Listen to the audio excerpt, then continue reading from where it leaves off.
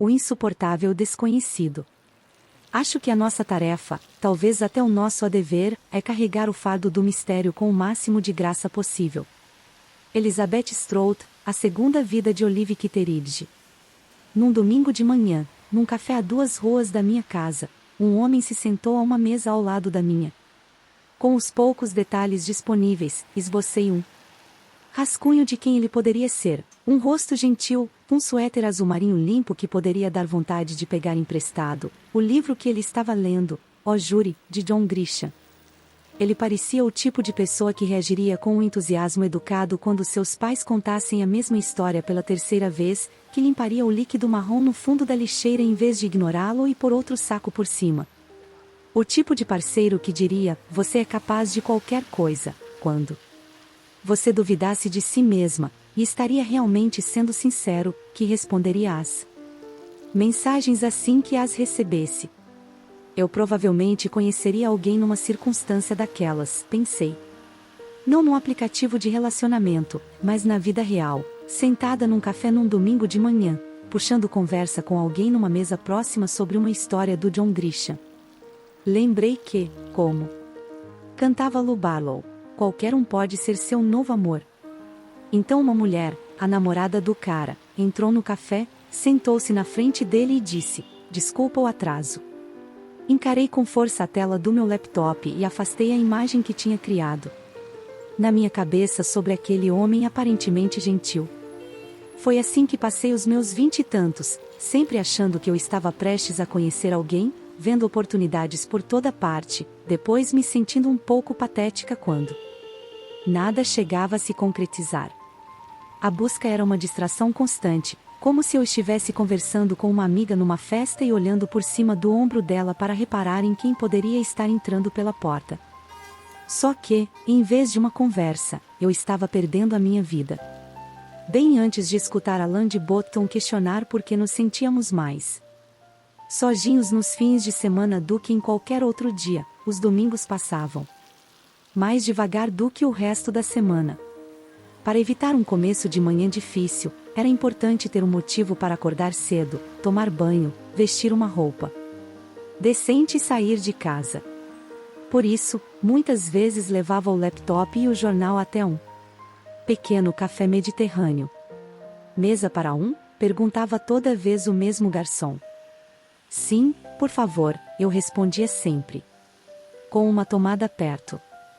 Embora os outros clientes do café fossem desconhecidos, era bom estar na companhia deles. Um sorriso discreto ou uma pergunta interessada me faziam sentir conectada a algo, mesmo que ainda não soubesse exatamente que sentimento era esse. A essa altura, todas as minhas amigas próximas com exceção de uma estavam se relacionando com alguém. As que tinham os domingos ocupados demais para ver as outras muitas vezes lamentavam a falta de tempo. Elas queriam que o dia tivesse mais horas. Tinham lembrancinhas de festa infantil para montar, sogros para receber, almoços de domingo para preparar. Como elas tinham menos tempo, valorizavam-no mais, eu tinha muito sobrando, então o valorizava menos. Sabia que ele era precioso e devia ser usado de modo mais produtivo. Eu estava viva, podia fazer qualquer coisa, escrever, começar um trabalho voluntário, praticar yoga, ir a uma galeria, ter aula de cerâmica, ir a um lugar onde pudesse fazer novos amigos. Eu recriminava o tempo por exacerbar a minha solidão, e recriminava a mim mesma por desperdiçá-lo. A parte óbvia era que eu estava infeliz por estar solteira. Por trás dessa questão havia um medo de que isso fosse durar para sempre, e pior, uma ansiedade de não saber o que realmente iria acontecer. O desconhecido era algo contra o qual eu não conseguia me impedir de lutar. Assim como se está subindo a escada de uma estação de trem com uma mala pesada, eu imaginava que seria mais fácil se houvesse um ponto de chegada à vista, porque, quando você vê o final da escada na estação ou a linha de chegada numa corrida, fica mais fácil encontrar força extra para alcançar o objetivo. O que eu achava cansativo na busca de uma relação amorosa era que não tinha como ter certeza se algum dia haveria um ponto de chegada. Eu dizia para as minhas amigas, não me importo se eu não conhecer ninguém pelos próximos 10 anos, só quero saber que vai acontecer algum dia. É fácil entender como minha percepção dessa etapa da vida era limitada. O quanto eu estava focada em receber amor em vez de dar, e em esperar por ele em vez de construí-lo. Muitas das coisas que eu esperava conseguir com uma relação, companhia, conexão, a chance de ser mãe, na verdade estavam disponíveis também sem ela. Apesar disso, na época eu não enxergava o peso do meu papel na minha própria solidão, portanto vivia na sombra de uma relação que nem sequer sabia se teria algum dia. Você já sentiu o fardo insuportável de não saber? Alguma vez pensou que, se ao menos tivesse a garantia de que algum dia vai conseguir o que quer, aí sim relaxaria? Ou, mesmo se soubesse que isso nunca vai acontecer, pelo menos poderia levar uma vida diferente, em vez de gastar energia querendo o que pode estar bem na sua frente, uma tão desejada relação? Uma gravidez? Um emprego em determinada área? A menos que você acredite em videntes, todos nós teremos que enfrentar essa incerteza em algum nível, porque ela é parte da nossa existência. Talvez seja reconfortante saber que, seja lá o que tivermos ou não em comparação com os outros, todos compartilhamos essa mesma vulnerabilidade em relação ao acaso. Todos os dias acordamos sem ter a menor ideia de quando vamos morrer ou do que vai acontecer quando partirmos. É muito fácil esquecer essa grande incógnita que está entremeada a tudo, e o quanto as outras perguntas ficam pequenas em comparação a ela. Não menos importantes, mas talvez mais administráveis nesse contexto. Em outro domingo desse mesmo período, fui visitar minha avó. A casa dela costumava ser um caos, sempre bagunçada e cheia de gente. Ficou mais tranquila quando os filhos saíram de casa, e mais ainda depois da morte do meu avô e dos cachorros. Aos 80 e poucos anos, problemas nas pernas dificultaram a locomoção da minha avó, e, tirando as visitas dos parentes, sua única companhia era a televisão. A verdade é que a maioria dos meus amigos já morreu, Natasha, disse ela naquela manhã. É assim que acontece. É a vida. Nessa fração de segundo, naquela casa silenciosa, me dei conta de que para minha avó o tempo de fato passava devagar. Ela estava naquele estágio inevitável do envelhecimento em que a deterioração da saúde rouba as experiências e a morte rouba os amigos, e uma vida antes barulhenta agora se silencia.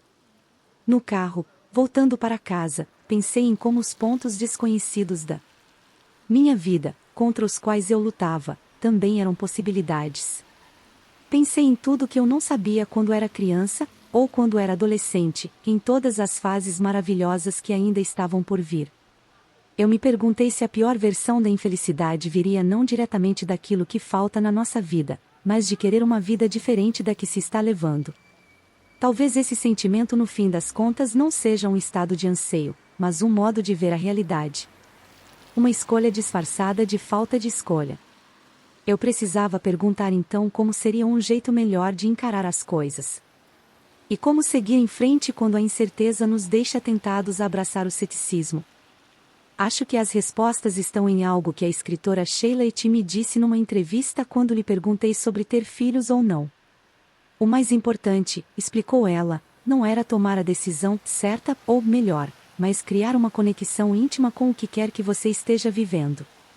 Ela disse, você torna sua vida significativa ao lhe dar propósito, que ela não é inevitavelmente significativa só pelas escolhas que você fez. Estávamos debatendo isso num contexto de escolha, mas acho que o mesmo se aplica às circunstâncias.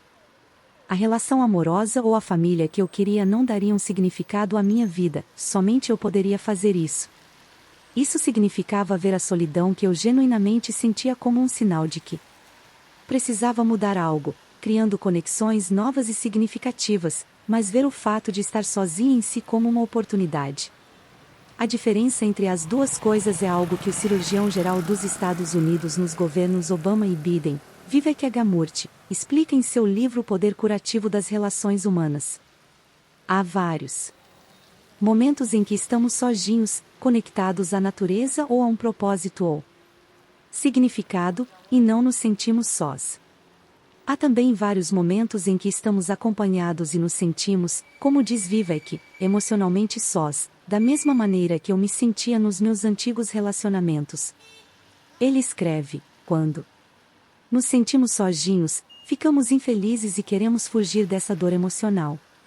Estar sozinho, por sua vez, é um estado de paz individual, uma oportunidade para reflexão e uma chance de nos conectarmos a nós mesmos sem nada para nos distrair ou perturbar.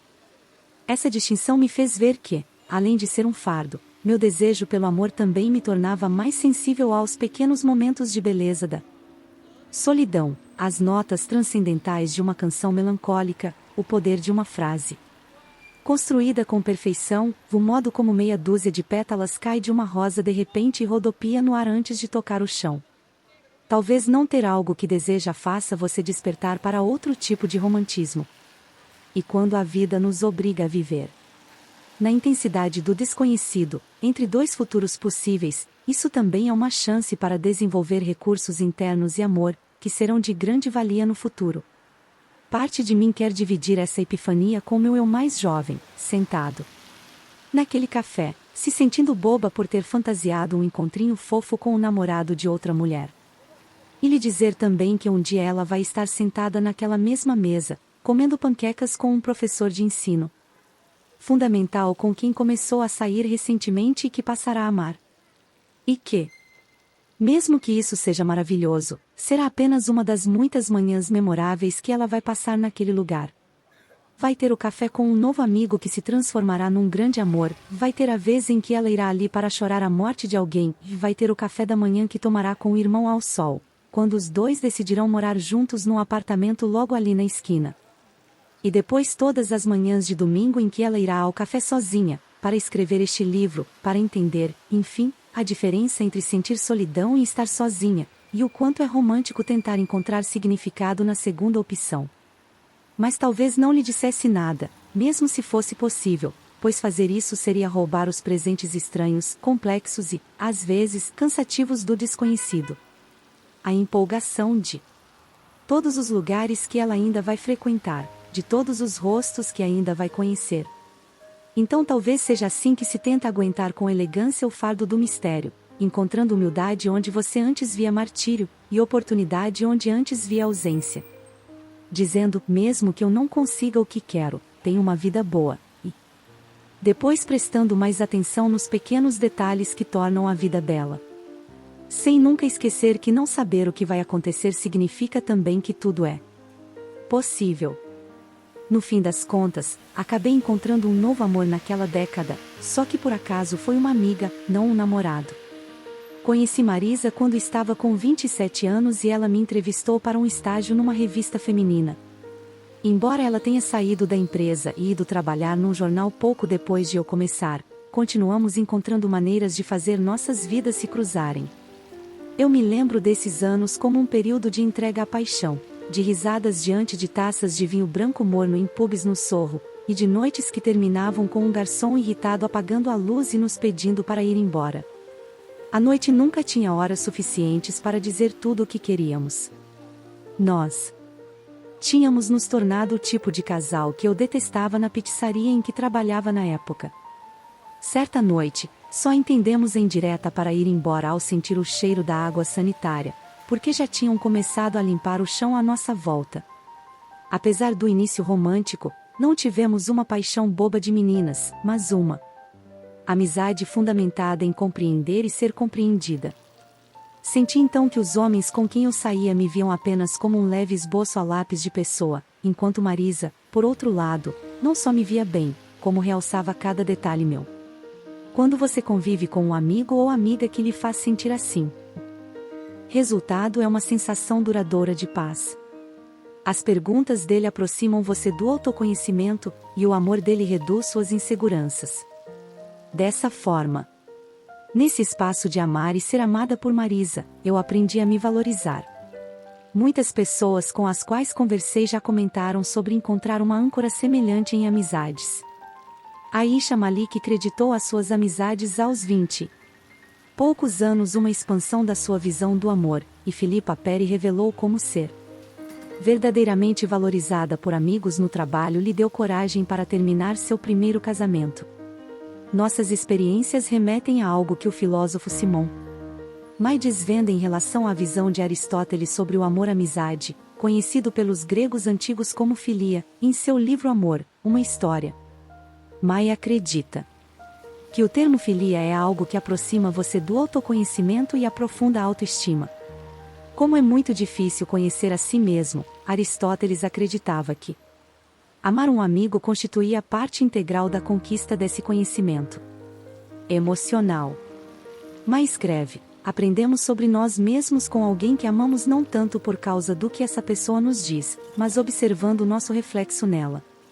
Essa também foi a experiência da autora Candice Carty-Williams em relação à amizade. Em seu best-seller, Quem Ni, ela explora o sistema de apoio duradouro que encontramos nos amigos. E, em sua vida, foi nas amizades que ela encontrou uma sensação de pertencimento e um lar.